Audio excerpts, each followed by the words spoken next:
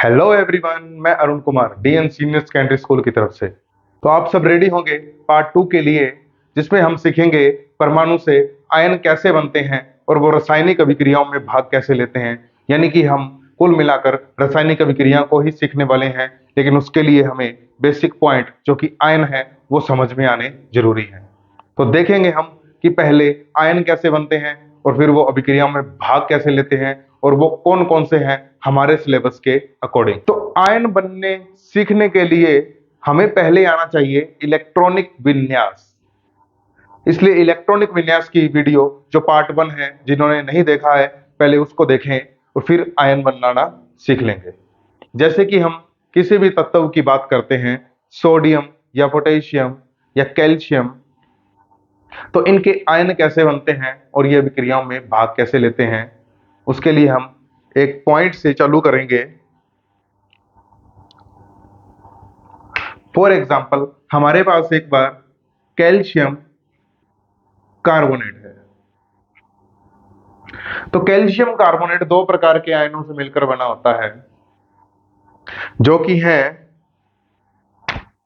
Calcium plus का 2 और carbonate जो है वो है माइनस का 2। इस दो प्रकार के आयनों से मिलकर बना होता है और जब रासायनिक अभिक्रिया संपन्न होती है इन दो प्रकार के आयनों के कारण ही होती है। एक परमाणु यदि इलेक्ट्रॉन ग्रहण करेगा या त्याग देगा तो आयन बन जाएगा। किस प्रकार का आयन बनेगा? आयन होते हैं धन आयन और ऋण आयन। धन आयन यानी कि जैसे कि कैल्शियम प्लस का 2, यानी कि इसके पास प्लस का 2 है तो ये धन आयन है। वैसे ही कार्बोनेट माइनस का 2, इसके पास माइनस है तो ये ऋण आयन है। यानी कि धन आयन वो जिसके ऊपर धनात्मक आवेश हो और ऋण आयन वो जिसके ऊपर ऋणात्मक आवेश हो। और ये धनात्मक और ऋणात्मक आयन कैसे उत्पन्न होते हैं उस पर हम डिस्कस करेंगे। अभी देखेंगे कि परमाणु जो है इसका जो इलेक्ट्रॉनिक विन्यास है, इलेक्ट्रॉनिक विन्यास, जो इलेक्ट्रॉनिक विन्यास है वो अपना अष्टक पूरा करने के लिए आयन बनाते हैं। अष्टक पूर्ण करने के लिए, यानी कि परमाणु जो है उसमें जो इलेक्ट्रॉन उपस्थित हैं वो अपना अष्टक पूरा करेंगे या द्विलक पूरा करने के लिए, द्विलक पूरा करने के लिए आयन बनाते हैं। जैसे कि सोडियम है हमारे पास, जिसका परमाणु क्रमांक 11 है, तो प्रोटॉनों की संख्या 11 और इलेक्ट्रॉनों की संख्या प्रोटॉनों की संख्या के बराबर होती है, तो इलेक्ट्रॉनों की संख्या भी होगी 11। 1s2 2s2 2p 6 and 3s1। ये सबसे बाहर वाला कोश है, कक्षा है सबसे बाहर वाली, और ये उससे अंदर वाली कक्षा है जो कि है दूसरी कक्षा। देखेंगे कि जिस कक्षा के अंदर 8 इलेक्ट्रॉन स्थित हों, विद्यमान हो 8 इलेक्ट्रॉन, वो कक्षा ज्यादा स्थायी हो जाती है। यानी जिस कक्षा के अंदर 8 इलेक्ट्रॉन हो, देखेंगे दूसरी कक्षा के अंदर 2 इलेक्ट्रॉन और दूसरी कक्षा के अंदर 6 इलेक्ट्रॉन, कुल ये हैं 8 इलेक्ट्रॉन। इन 8 इलेक्ट्रॉनों को ही कहा जाता है अष्टक। इसका मीनिंग जो तीसरी कक्षा में इलेक्ट्रॉन उपस्थित है ये अष्टक के निर्माण में बाधा उत्पन्न करता है। इसलिए सोडियम क्या करता है, इस तीसरी कक्षा में उपस्थित इलेक्ट्रॉन को त्याग देता है, और त्यागने के बाद सोडियम का जो इलेक्ट्रॉनिक विन्यास बनता है वो इस प्रकार बनता है। परमाणु क्रमांक तो 11 ही रहेगा क्योंकि प्रोटॉनों की संख्या में कोई फर्क नहीं पड़ा है, प्रोटॉनों की संख्या ही परमाणु क्रमांक होती है, प्रोटॉन वही है, इलेक्ट्रॉनों की संख्या में फर्क पड़ता है, जो कि बन जाता है 1s2 2s2 2p 6। ये हो गया अष्टक पूरा 8 इलेक्ट्रॉनों का और एक इलेक्ट्रॉन त्याग कर सोडियम ने धन आयन बना दिया। अब देखो इलेक्ट्रॉन त्यागने पर धन आयन कैसे बना। कुछ बच्चों को यह बात समझने में दिक्कत रहती है, तो उसको मैं क्लियर कर देता हूं। इलेक्ट्रॉन त्यागने पर धन आयन कैसे बना। जैसे कि सोडियम 11 नंबर पर है, सोडियम में प्रोटॉनों की संख्या 11, यानी कि प्लस का चार्ज है 11। वैसे ही इलेक्ट्रॉनों की संख्या थी, वो थी 11, यानी माइनस का चार्ज था 11। अब एक इलेक्ट्रॉन यहां से निकाल दिया गया। अब जो बची प्रोटॉनों की संख्या है वो तो है 11, और बचे इलेक्ट्रॉनों की संख्या जो कि 10 है। तो प्लस का 11 और माइनस का 10, बचा प्लस का 1, जिस कारण सोडियम के ऊपर धन आयन होता है, यानी सोडियम धन आयन होता है और अष्टक बनाने के लिए अपना इलेक्ट्रॉन त्याग देता है। हम बात करते हैं दूसरे तत्व क्लोरीन के लिए। क्लोरीन जो कि 17 नंबर पर है, इसका इलेक्ट्रॉनिक विन्यास कुछ इस प्रकार होगा 1s2 2s2 2p6 3s2 3p5। देखिए कि सबसे बाहर वाला कोश जो है, सबसे बाहर वाली जो कक्षा है, इसमें कुल इलेक्ट्रॉनों की संख्या जो है वो है 7, और अष्टक पूरा करने के लिए 8 इलेक्ट्रॉनों की आवश्यकता होती है, यानी कि 7 इलेक्ट्रॉन इसके पास पहले से हैं और एक ही इलेक्ट्रॉन एक्स्ट्रा चाहिए। यहां देखेंगे 7 इलेक्ट्रॉन है कुल तीसरी कक्षा के अंदर, और एक ही इलेक्ट्रॉन इसको चाहिए, जिससे ये क्या करेगा, अष्टक पूरा कर सकता है। इसलिए क्लोरीन क्या करता है, बाहर से इलेक्ट्रॉन ग्रहण करता है। परमाणु क्रमांक 17 ही रहेगा, क्लोरीन का ऋण आयन बनेगा और इलेक्ट्रॉनिक विन्यास कुछ इस प्रकार होगा 1s2 2s2 2p6 3s2 and 3p6 होने के बाद यहां पर हो जाएंगे 8 इलेक्ट्रॉन। अष्टक हो गया पूरा।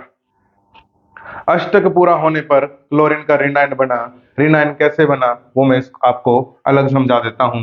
जैसे कि क्लोरीन 17 नंबर पर, जिसमें प्रोटॉनों की संख्या थी 17 और इलेक्ट्रॉनों की संख्या भी थी 17, यानी प्लस के 17 माइनस के 17, कुल हो गया उदासीन यानी 0।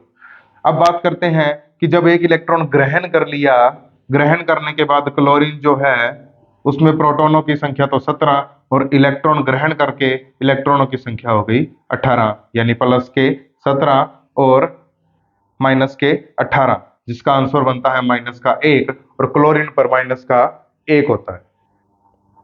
जो धन आयन है वो सारे के सारे धातुओं के नाम से ही है। जिंक है तो जिंक का धन आयन, आयरन है तो आयरन का धन आयन, और ये अमोनियम एक इसमें अलग होता है, और हाइड्रोजन जो है वो धातु नहीं होती है, और अमोनियम ये भी धातु नहीं है। ऋण आयन जो है इनके लास्ट में यानी अनुलग्न लगेगा आइड या फिर एट या फिर आइट, ये तीन ही प्रकार के हों। जैसे ये बात करेंगे SO4-2 तो ये सल्फेट है, और ये देखें ये है नाइट्राइड हाइड्रोक्साइड, और ये देखें SO3-2 ये है सल्फाइट, यानी ये वाला आइट। तो जो ऋण आयन है वो आइड एट और आइट के अनुलग्न के हिसाब से होंगे। अब हम बात करते हैं अणु और यौगिक कैसे बनते हैं, और वो फिर उसके बाद अब क्रियाओं में भाग कैसे लेंगे उनके ऊपर विचार करेंगे। तो देखते हैं, जैसे कि मान लीजिए जल का अणु है H2O है। ये जल का अणु दो प्रकार के आयनों से मिलकर बना होता है, जैसे कि OH- जिसको अपने हाइड्रोक्साइड कहते हैं, और H+ जिसको हम हाइड्रोजन का आयन कहते हैं। तो देखेंगे इस पे एक ऋण आयन और इस पर एक धन आयन दोनों आपस में संतुलित हो जाते हैं और बना लेते हैं जल का एक अणु। इसके अलावा किसी और की बात करें तो सोडियम क्लोराइड की बात करते हैं। तो सोडियम, जैसे कि सोडियम क्लोराइड, तो ये सोडियम के धन आयन और क्लोरीन के ऋण आयन से मिलकर बना होता है। तो ये एक धन आयन है एक ऋण आयन है, तो ये बन जाता है सोडियम क्लोराइड। तो अब हम देखते हैं रासायनिक अभिक्रियाएं किस प्रकार संपन्न होती है, आयनों के कारण ही संपन्न होती है। देखेंगे कैसे। जैसे हमारी एक रासायनिक अभिक्रिया है कि Fe यानी कि आयरन प्लस CuSO4। इसमें हम बात करेंगे पहले कि ये अभिक्रिया होती कैसे है। ये एक विस्थापन प्रकार की अभिक्रिया है जो कि हम आगे डिस्कस करेंगे। तो पहले देखेंगे आयन किस प्रकार होते हैं। Fe जो होता है वो +2 का आयन होता है या +3 का होता है। यहाँ पर +2 का है, वो कैसे देखेंगे। कॉपर जो है ये +2 का आयन है, ये हमने देखा ही है, और SO4 -2 का आयन है।